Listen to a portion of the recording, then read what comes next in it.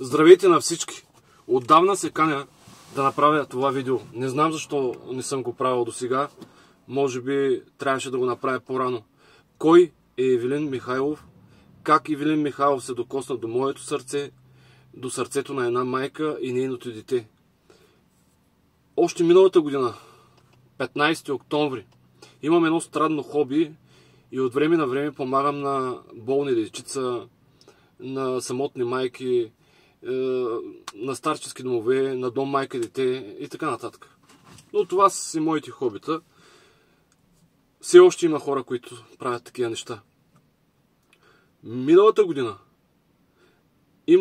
не имаше, то детето е още там, във Варненската болница. Мехмет, мисля, че се казва. Майката е Диана Бончева. Детето е болно от левкемия. Майката се свърза с мен миналата година. Бяха закъсали много здраво. В смисъл за парички. Когато детето е болно от такава болест, трябва да получава силна храна, да има чисти дрехи и така нататък. Понеже в момента нямах така голяма възможност, не че не помогнах, реших, тъкмо бях тръгнал отскоро да симпатизирам на партия Величие, на Ивелин Михайлов, но няма значение. Аз не го познавам лично.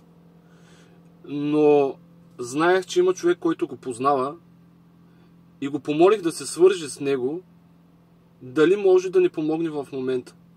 С консумативите, дрехите, които се нуждае детето и така нататък. Не знаех как ще реагира. Даже когато помолих човека да го направи, след няма и час се обадих как не е по-добре не идея, не знаем как ще реагира. Може да се разсърди, може да е високомерен човек, може да е със студено сърце и така нататък. Не, нека да пробваме. И казах, добре, пробваме. Пак повтарям, не съм се свързал аз лично с него. Тук горе ще кача снимка с списъка, от какво се е нуждаело детето и как отговаря Ивелин Михайлов.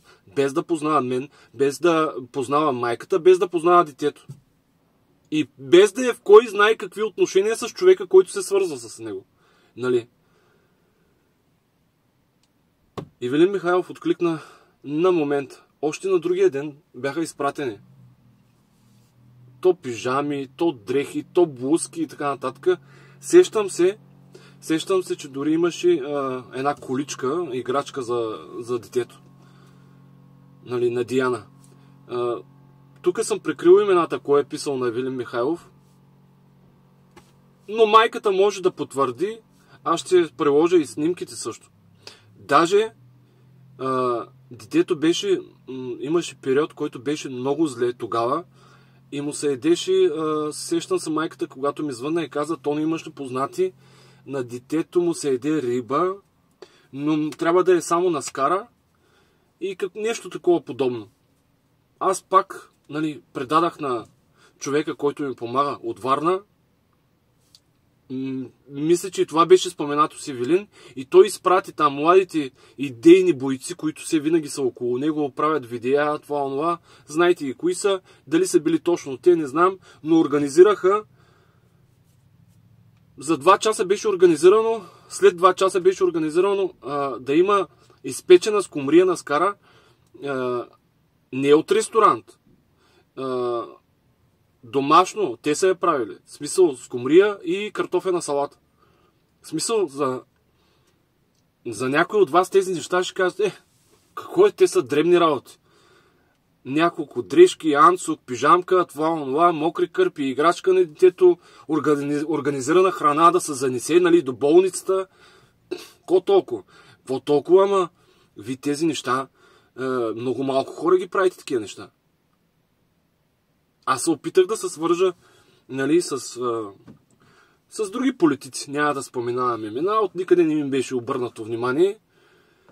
Пак казвам, Ивелин Михайлов не го е направил заради мен, защото ме познава. Просто той го направи на момента. И ще вижте как отговаря. Като ги купим, къде трябва да се занесат? Няма, не мога, не ме занимава с глупости. Няма, и детето е от турски произход. Етноса.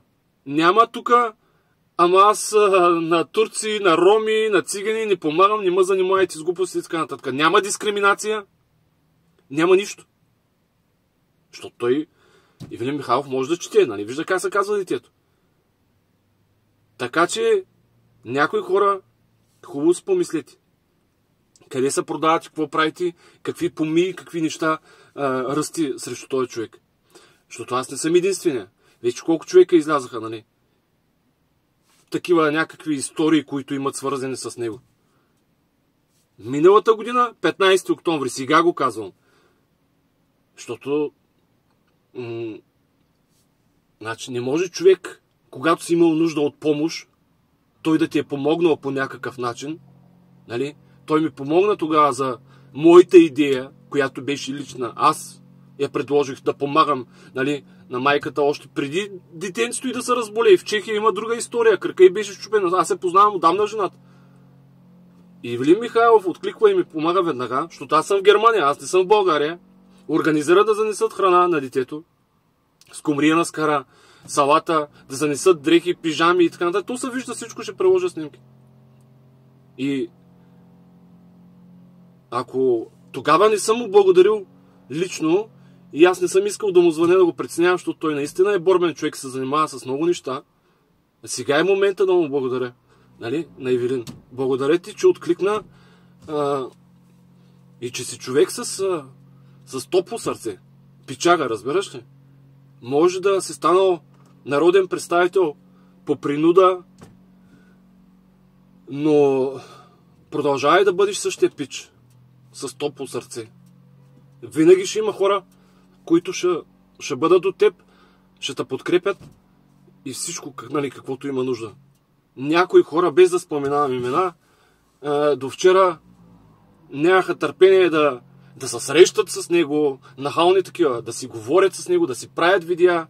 Гледам, че говорят за деца, как трябва да се помага на деца и така нататък. И докато скролват, виждам, че това същото детенце Мети, което в момента е в фундация Павел Андреев, защото се налага да бъде с майка си в Турция и да му се направи трансплантация на костен мозък и така нататък и така нататък. Същото дете, на което Ивелин Михайлов помогна, може да е малко, но от сърце още миналата година, хора днеска примамват хората и как на кого трябвало да се помага. Ами направи го, бе, помагай. Нали? Той дори мисля, че това дете след това направихме и дарения там в една болница и кака бе, дълга и широка. Но той не помни, не знае кое е детето, що е детето, защото там всичко е мания на гледаемост. Детето, което днеска показваш, Ивелин Михайлов още миналата година е направил помощ за това дете. Разбирате ли ме, какво искам да ви кажа? Значи, зато и ще сме на това дереже винаги. Ние са плюем и най-лошото е хора, които се правят някъде на добри, на приятели, идва един момент, когато малко нещо им кажеш, примерно, не си прав и така нататък, те ти обръщат гърба и обръщат ти гръб и те дебнат да ти забият нож в гърба. Кой не е грешил някога си? Да кажем, че Ивелин Михайлов не е чиста сълза, кристал. И я погледнете първо себе си. Нали, всеки да се замисли и да погледне себе си. Да пита първо себе си. Аз грешил ли съм някога? Имам ли грехове? Правил ли съм неща, които не е трябвало да ги направя? Да погледне първо себе си и тогава, нали, обвиняете втори, трети, пети и шести. Първо погледнете себе си, дали ви сте били, кой е той перфектният човек, да се напише тук в коментарите. Аз откак съм се родил, откак майка родила, съм перфектната сълза. Да каже този човек, да се покаже.